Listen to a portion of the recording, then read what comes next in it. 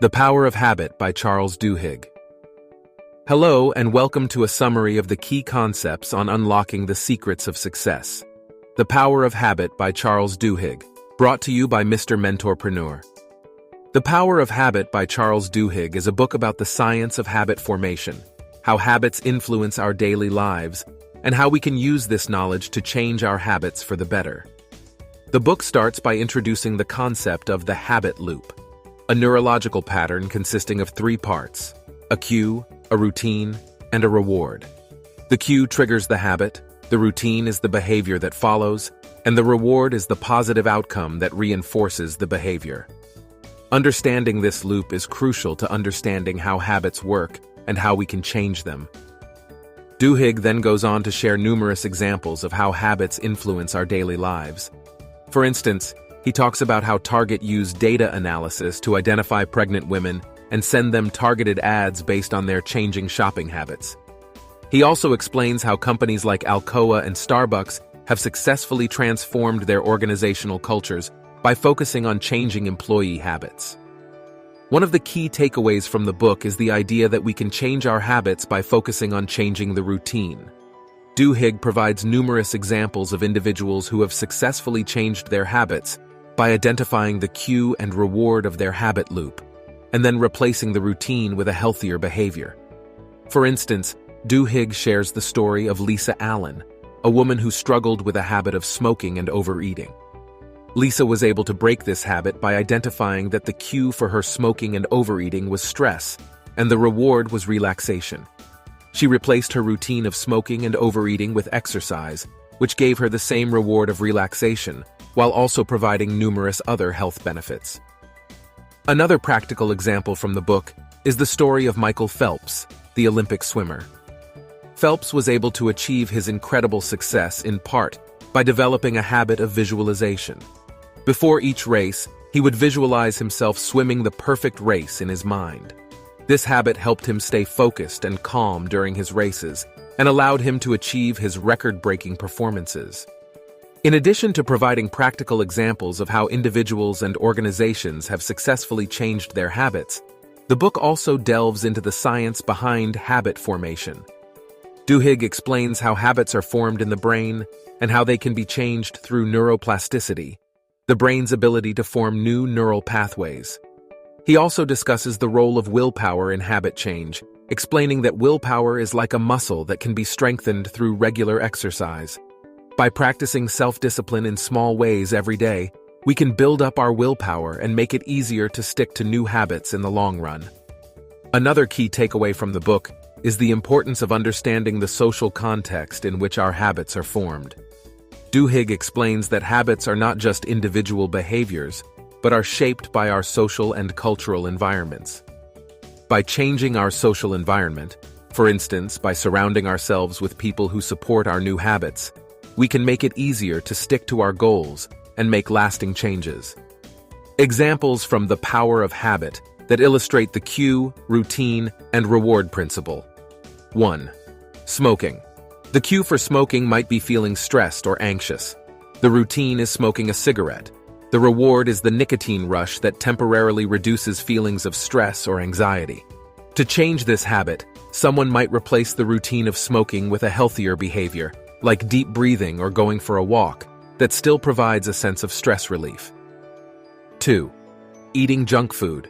The cue for eating junk food might be feeling bored or restless.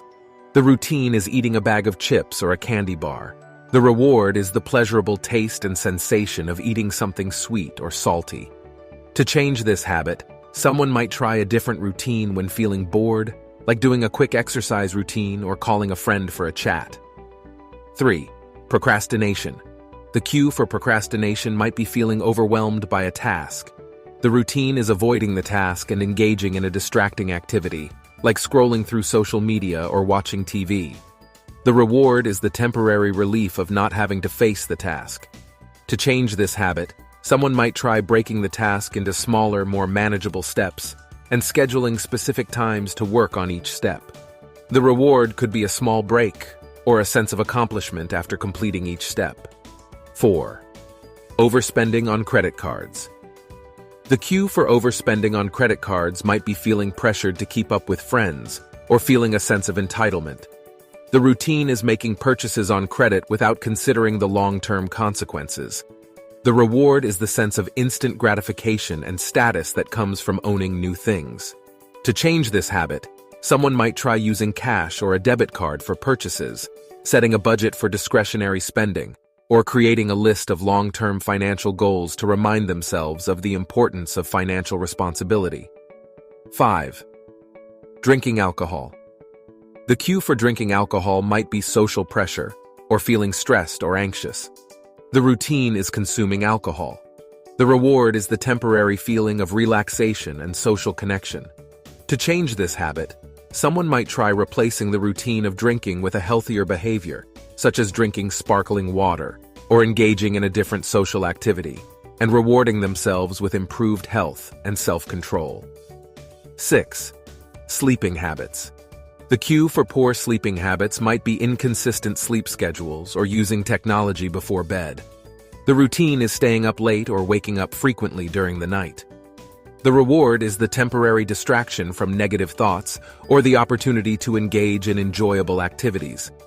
To improve sleep habits, someone might try establishing a consistent sleep schedule, creating a relaxing bedtime routine, and rewarding themselves with better sleep quality and improved overall health. 7. Multitasking. The cue for multitasking might be feeling overwhelmed or wanting to increase productivity. The routine is attempting to do multiple tasks at once. The reward is the sense of accomplishment and productivity, but in reality, multitasking can lead to decreased efficiency and quality of work. To change this habit, someone might try prioritizing tasks and focusing on one task at a time, and rewarding themselves with improved productivity and reduced stress.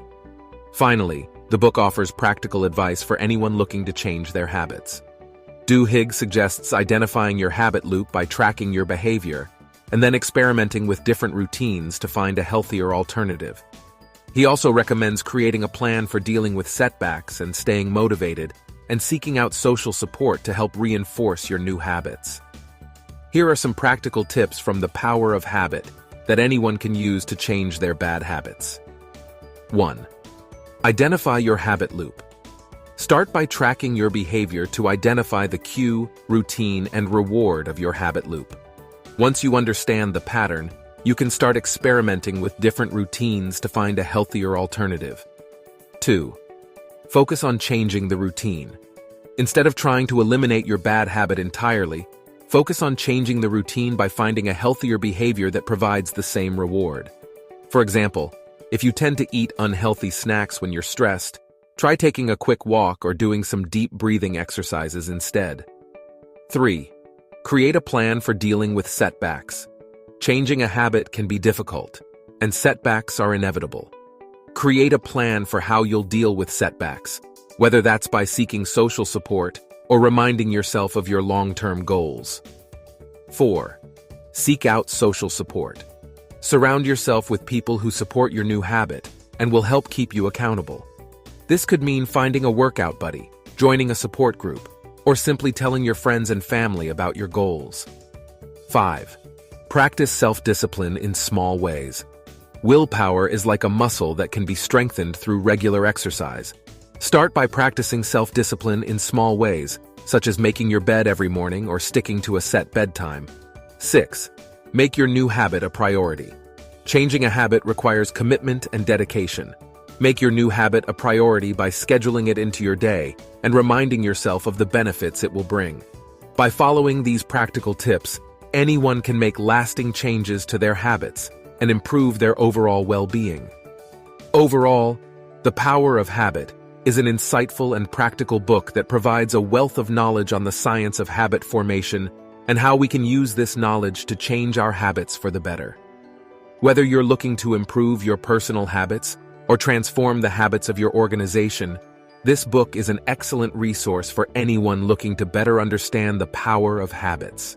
So go ahead, give it a try, and you will see that the principles in The Power of Habit will work for you, as it did for me. Thank you for watching. Please like and subscribe to our channel for more curated content by Mr. Mentorpreneur.